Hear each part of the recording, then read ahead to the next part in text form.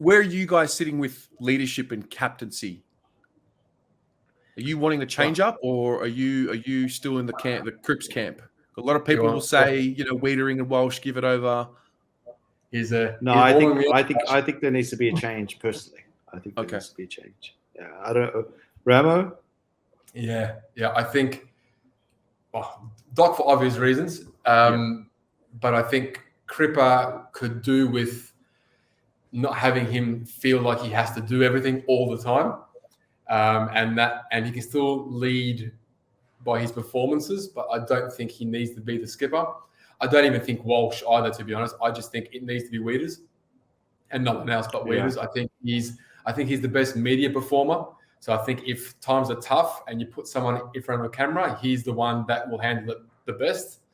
And I think I'm quite old school, so I think the one either in the forward line or in defence who has a better view of the pitch, that person will be able to sort of see a lot more things clearer, and he's not in the midst of it all the time, so he can direct a lot more. So potentially that. So I would say Weiters. Same. I was in the camp. I was in the camp of changing it over to Weitering, and then I watched this. I don't know if it's a series or just a once-off doco.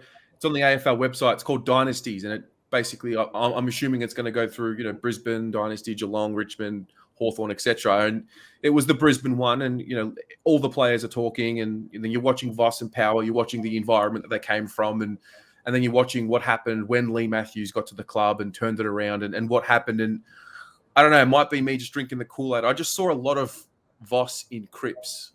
And I don't know if Cripps has had a coach that knows how to get the most out of him yet. And I just think that Voss can really tell him what to do, how to do it as a leader, as a captain, as an enforcer like Voss was. Because for me, I just think, he's been injured, whatever the case may be. I don't know. I don't know what happened this year and last year.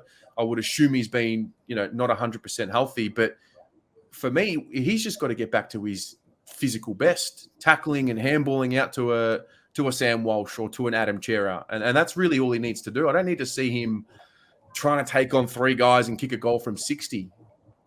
I agree.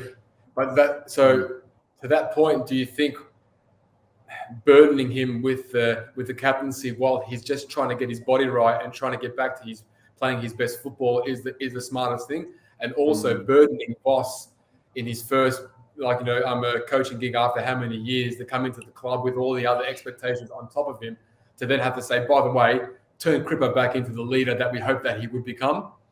There's a lot of things that point towards there's a potential easier option just to the right or left, as opposed to just trying to make what we thought 2-3 years ago was the right thing and was going to be the best thing for the football club. Again, he can still lead, but I just think Weiters just has a lot more natural leadership qualities in him that you don't have to teach. And at the moment, with all the other transformation happening in the football club, on field and off field, I just think the easier option sometimes, the more obvious option, which is someone like Weiters, who's a natural leader, is probably the best option.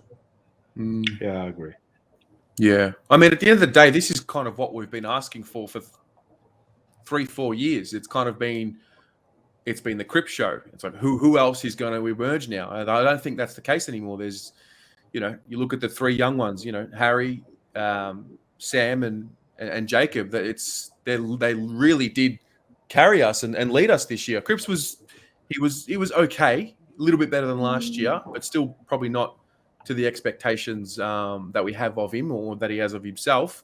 But that's where I think the excitement comes, because even a few years ago it was still the Cripps show, whereas now there is a lot more that he can let off, and maybe that's maybe that's something he needs to work on, being able to let go. Like, I remember watching The Last Dance and hearing Phil Jackson talk about Michael Jordan and about he was the best player, but he never became the best until he learnt to trust and sacrifice and make his teammates better. Yeah, exactly. Pippen was crucial to who Michael Jordan was, right? So, without Pippen, would there have been the Jordan that we saw? Probably not. But it worked both ways. Pippen had to be who he was, but Jordan had to also allow him to be who he was. And Cripps is now in that sort of mindset. The way that we look and the way that he looks from the outside, is that he is just trying to do too much. That's a hard mental sort of thing. And Rash, you can touch on this. That mental state that he's in now, which is, I need to do this because the club has almost had this belief that we can't drop him because we can't win without him. So it's that sense of empowerment now in his brain, which is false, which is, I have to do everything. Even if I'm free, I'm gonna barnstorm through another tackle that I didn't even need to go through, because I'm going to show my competitors that I can break anything, because I'm the bigger bodied midfielder that has just been dominating, right? So it's just that mindset now. How do you wind him back and say, buddy, like you said, just feed it to Walshy, feed it to Chera, and just do your job, just do the basics really well, to a guy that was the MVP 2 years ago or 3 years ago, right? So it's tough. I think it's part of his DNA too. It's his personality that he takes it on. He leads from the front. He thinks that that's the best way to do it. And I think if Voss can get through to him and get the best out of him and show him that, it doesn't mean like if a good leader, you'd know this, Ramo too, leads from example, but also allows his team, trust in his team to do the right things. So I don't think, if he's got trust in that way and it's a mindset shift, then he's going to become a better leader. So I'm either which way, whether they keep him on as a leader or they give him the back seat, either which way. As long as we get the best out of Cripps, that's what they want. Yeah. I think your point is right there, Terry. I think acknowledging that he's been a captain in a regime of coaching panel and coaching staff that has been well below par, right? So the guidance and the direction that he's received, or lack of, has been, beyond the joke.